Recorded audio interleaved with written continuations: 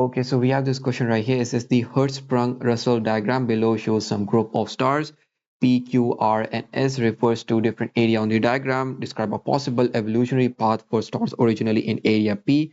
For each stage in path, you should refer to the type of star. Okay, so it's a very simple question. So they have told you the beginning part, right? So this is P. This is main sequence star. I will try to explain you the whole process in a very simple method so that you never get stuck in this question.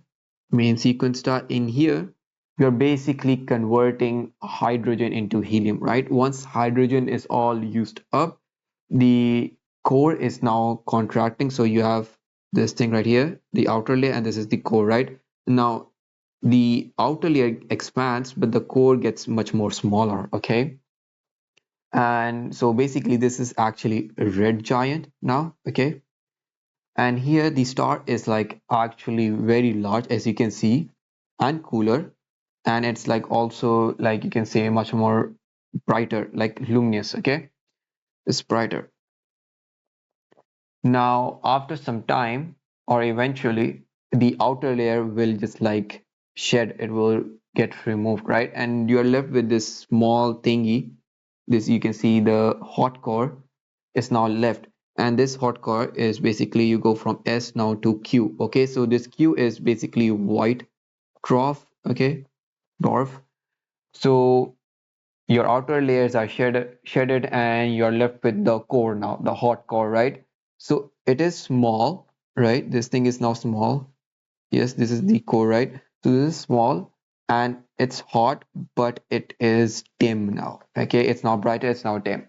So that it is, you have to just simply write that simple thing here, okay? So let's write it properly. So first we will say that star in area P are main sequence star. I only told you the process, you don't need to write the process. They only asked you the stages and the names of the star. I explained the process so that you can have a very clear idea of how we reach to the Q point, okay? So our main sequence star, okay, main sequence star, and then the star P will evolve into area S, right, which is a red giant, okay? And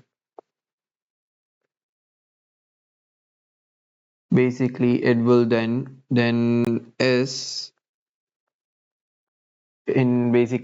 will evolve into Q, which is actually the white dwarf, okay?